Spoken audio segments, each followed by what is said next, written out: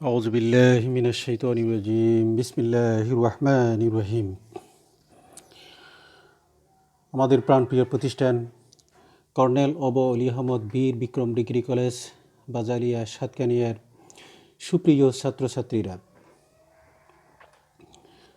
তোমাদেরকে পুনরায় আমার আজকের আরেকটি অনলাইন ক্লাসে স্বাগত জানাচ্ছি, ফুলেল শুভেচ্ছা জানাচ্ছি। আশা করছি তোমরা সবাই আমার এই অনলাইন ক্লাস মনোযোগ সহকারে শুনবে এবং তোমাদের প্রয়োজনীয় তথ্যাবলী এখান থেকে সংগ্রহ করে তোমাদের জ্ঞানের ভাণ্ডারকে সমৃদ্ধ করবে। প্রিয় শিক্ষার্থীরা, আমি মোহাম্মদ হামেদ হাসান, সিনিয়র প্রভাষক, রাষ্ট্রবিজ্ঞান বিভাগ, কর্নেল অলি আহমদ বীর বিক্রম ডিগ্রি কলেজ। আমার প্রাণপ্রিয় ছাত্রছাত্রীরা, আজকে আমরা যে পাঠ নিয়ে আলোচনা করব সেই পাঠ সম্পর্কে আমাদের পরিচিতি থাকা দরকার। আমরা আজকে পৌরনীতি ও সুশাসন প্রথম পত্র এর সপ্তম অধ্যায়ের সরকার কাঠামো নিয়ে আমরা আলোচনা করছি। আমাদের আজকের পাঠ শিরোনাম হচ্ছে মন্ত্রিপরিষদ শাসিত সরকার।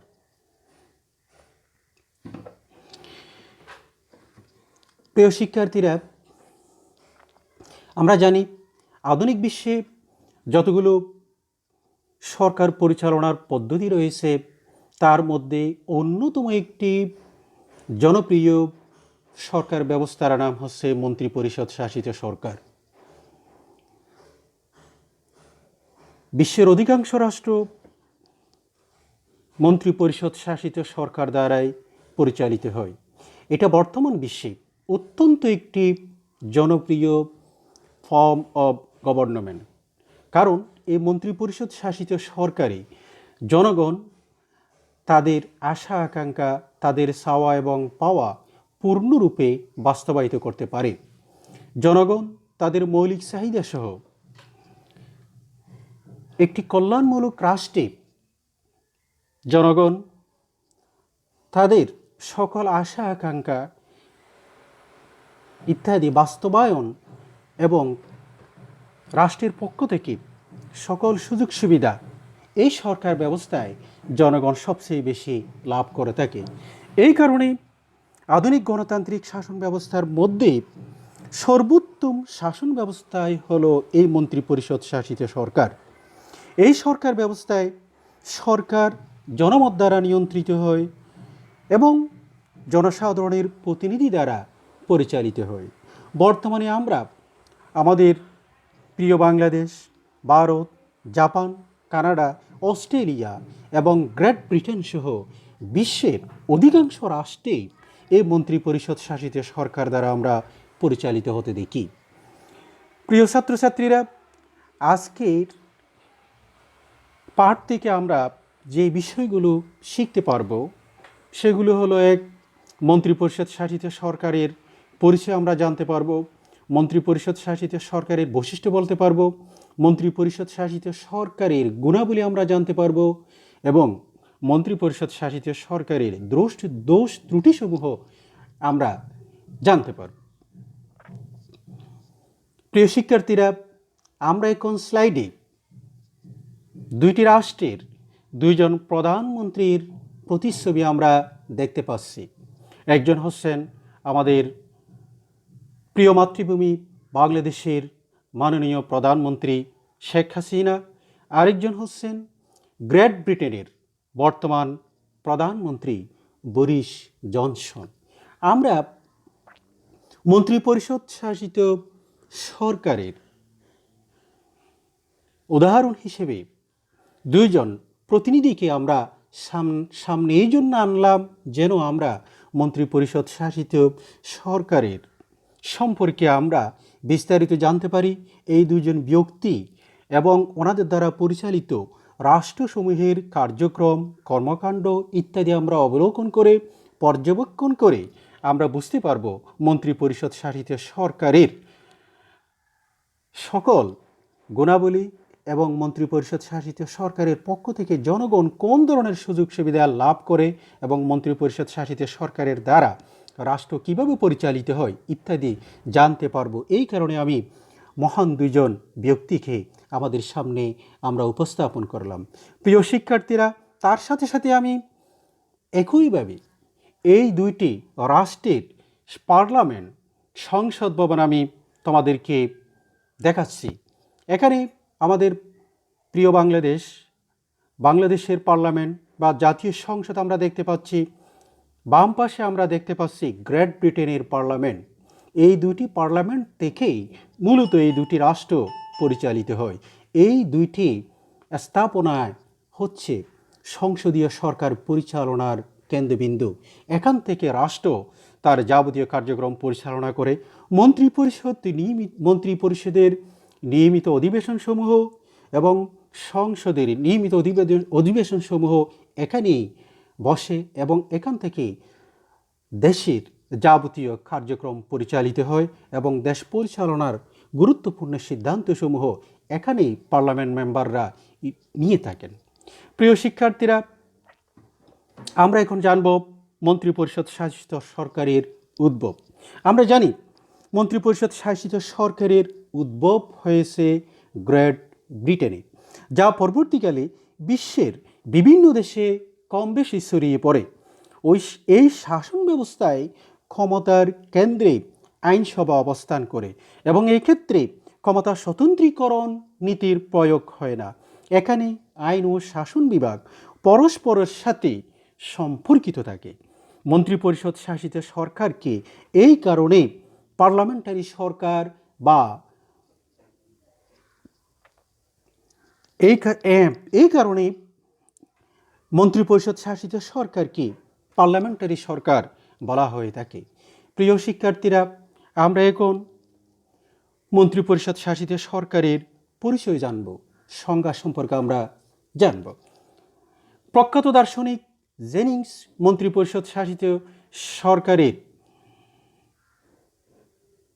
সংজ্ঞা দিয়েছেন এবং তার সাথে সাথে আমরা আরও বেশ কয়েকজন রাষ্ট্রবিজ্ঞানের সংজ্ঞা সম্পর্কে আমরা কি জানব।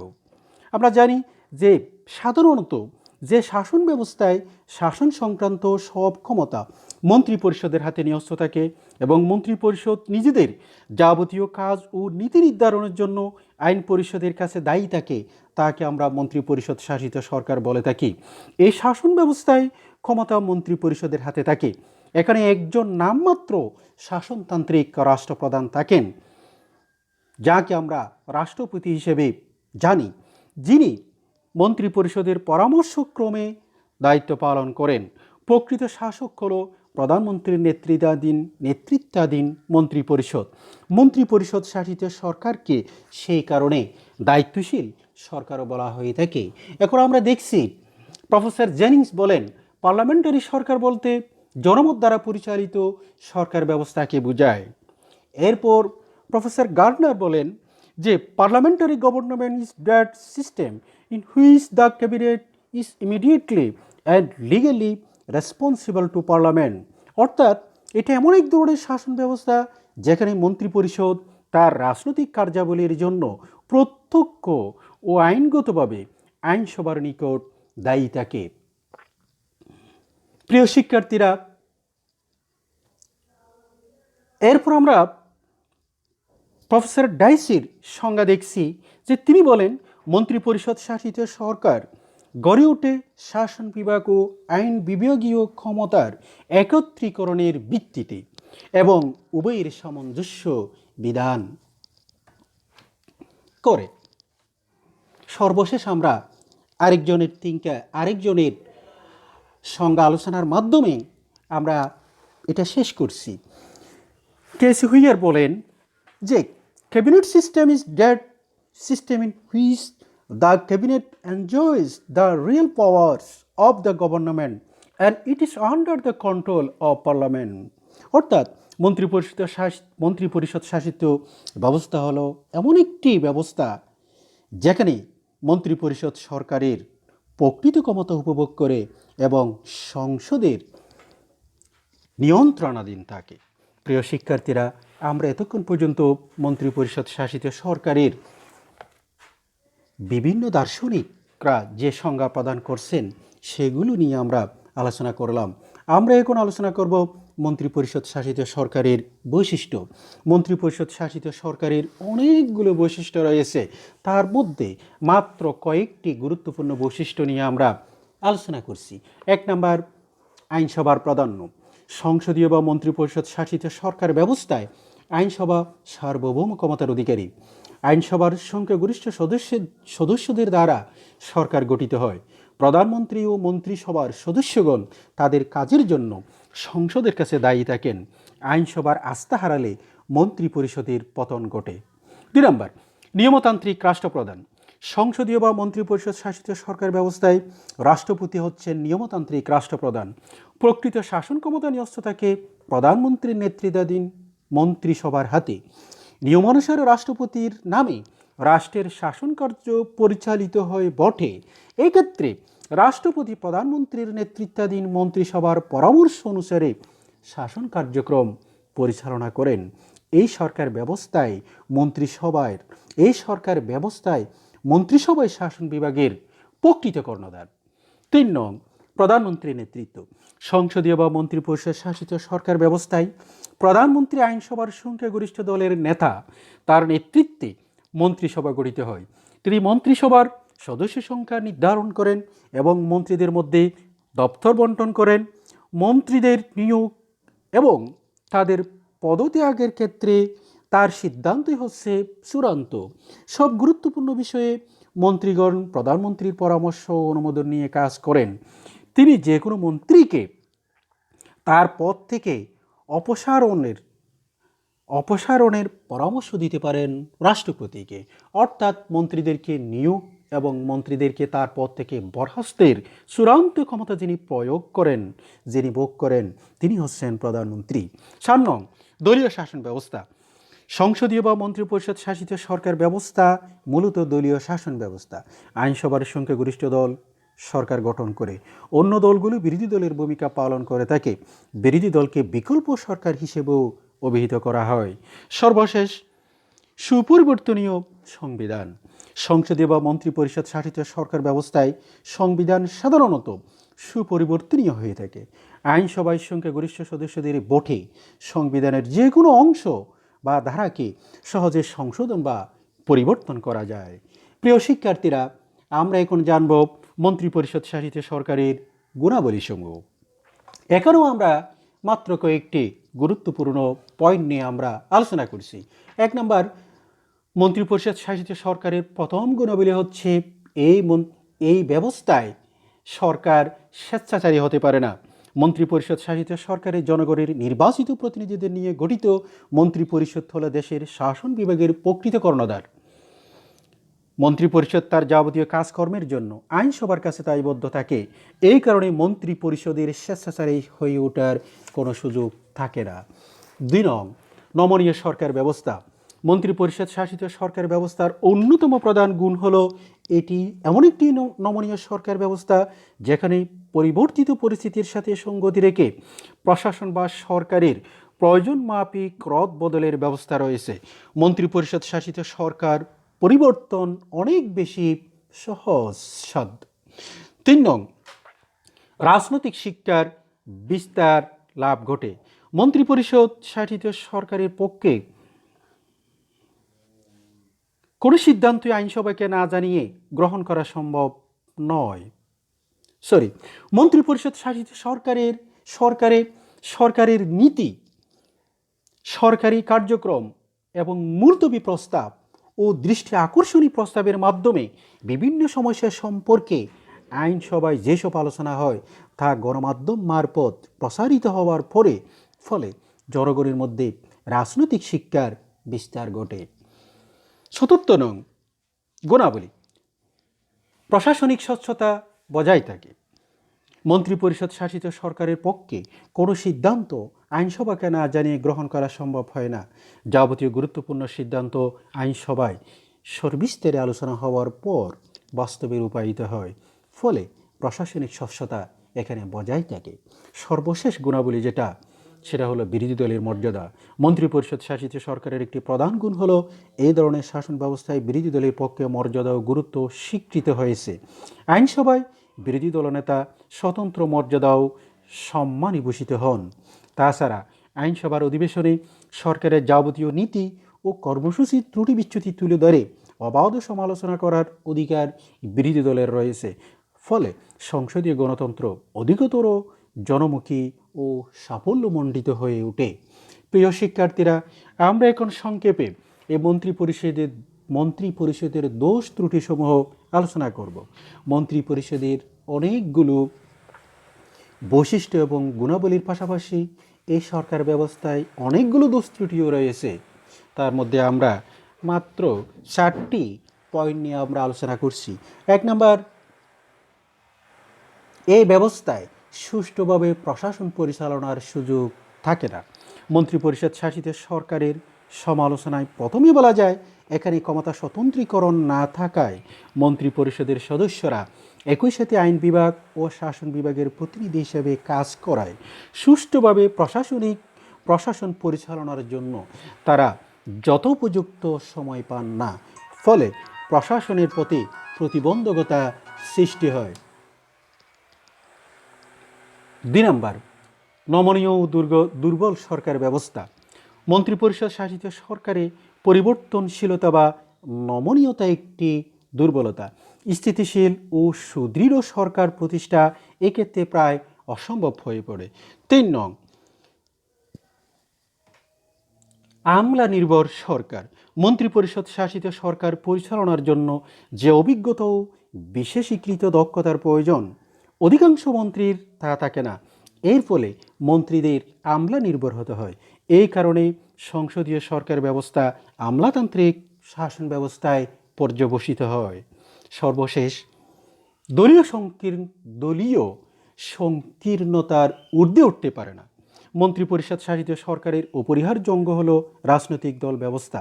সংকীর্ণ দলাদলি, দলীয় স্বার্থ সাধন, রাজনৈতিক ক্ষমতা লাভের প্রতিযোগিতা, নির্বাচনী দুর্নীতি প্রভৃতি মন্ত্রিপরিষদ শাসিত সরকারের দক্ষতাকে খর্ব করে। তাই লর্ড ব্রাইস সংসদীয় বা মন্ত্রিপরিষদ সরকারের প্রধান ত্রুটি হিসেবে সংকীর্ণ দলীয় মনোভাব এবং রাজনৈতিক উত্তেজনার কথা বলেছেন। প্রিয় শিক্ষার্থীরা, আমরা এখন জানব বর্তমানে বাংলাদেশে কোন ধরনের সরকার ব্যবস্থা বিদ্যমান। আমরা জানি, আমার প্রাণপ্রিয় মাতৃভূমি বাংলাদেশ দীর্ঘ 9 মাস যুদ্ধের পর 1971 সালে আমাদের এই স্বাধীন সার্বভৌম রাষ্ট্রের জন্ম হয়েছে। আমাদের এই প্রিয় মাতৃভূমি জন্মলগ্ন থেকে সংসদীয় সরকার ব্যবস্থায় বিদ্যমান ছিল। এই ব্যবস্থা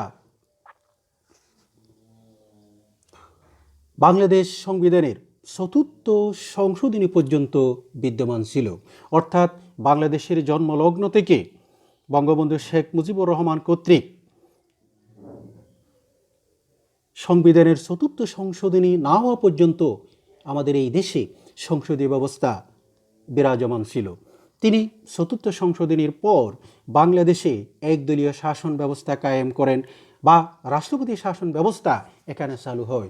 এই রাষ্ট্রপতি শাসন ব্যবস্থা আমাদের এই প্রিয় মাতৃভূমিতে একাধারে 1990 সাল পর্যন্ত বিরাজমান ছিল। এখানে অনেক ব্যক্তি রাষ্ট্রপতি হিসেবে বাংলাদেশ শাসন করেছেন। এখানে উল্লেখযোগ্য প্রেসিডেন্ট জিয়াউর রহমান এবং প্রেসিডেন্ট এরশাদ সহ অনেক ব্যক্তি এই দায়িত্ব পালন করে গেছেন। সর্বশেষ 1991 সালে বাংলাদেশে যে অবাধ, সুষ্ঠু এবং নিরপেক্ষ নির্বাচন হয়, এই নির্বাচনের পর বাংলাদেশের যে